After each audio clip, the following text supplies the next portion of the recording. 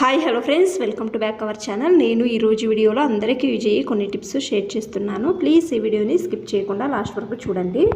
Tip number 1, మనము వంటింట్లో use చేసే ఈ విధంగా గ్రేటర్లు కూడా ఎక్కువ రోజుల నుంచి మనం యూజ్ చేసి వీటి బ్లేడ్లు అనేవి షార్ప్నెస్ వెళ్తాయి కదా. ఈ విధంగా షార్ప్నెస్ వెళ్ళడం వలన మన పని కూడా ఎక్కువగా డిలే అవుతుంది. ఏ విధంగా అంటే సరిగ్గా షార్ప్ కాక ఎక్కువ టైం తీసుకుంటుంది కదా.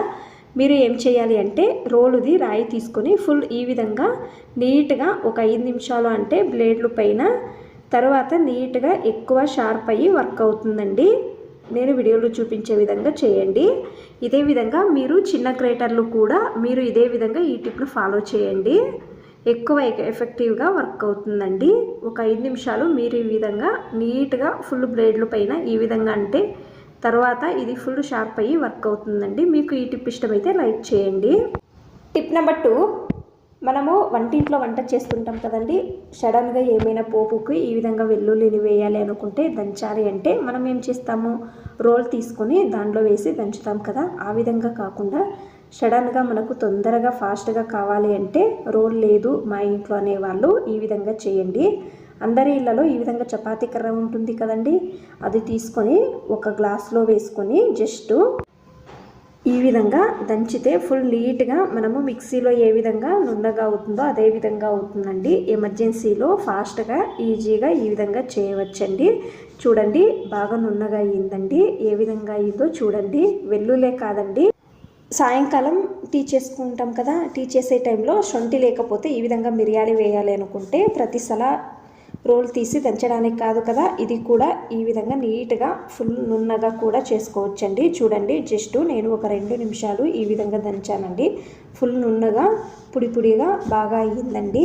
ఈ టిప్పు ఎమర్జెన్సీలో మీరు ఈ విధంగా ఫాలో చేయవచ్చండి. ట్రై చేయండి. ఈ టిప్ అనేది బాగా హెల్ప్ అవుతుంది.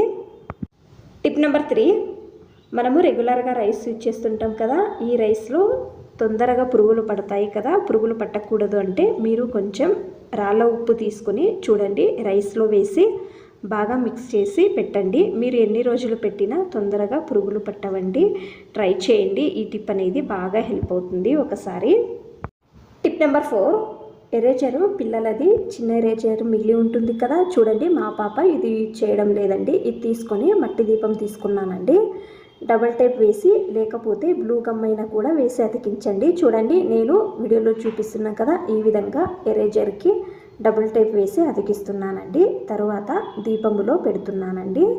ఇది తులసి చెట్టు దగ్గర లేకపోతే వాకిలి దగ్గర అగరబత్తి వెలిగించాల్సి వస్తుంది కదా.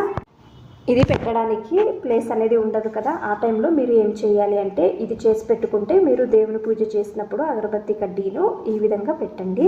చూడండి, నేను వెలిగించి చూపిస్తున్నానండి. ఈ విధంగా మీరు ఒకసారి ట్రై చేసి చూడండి.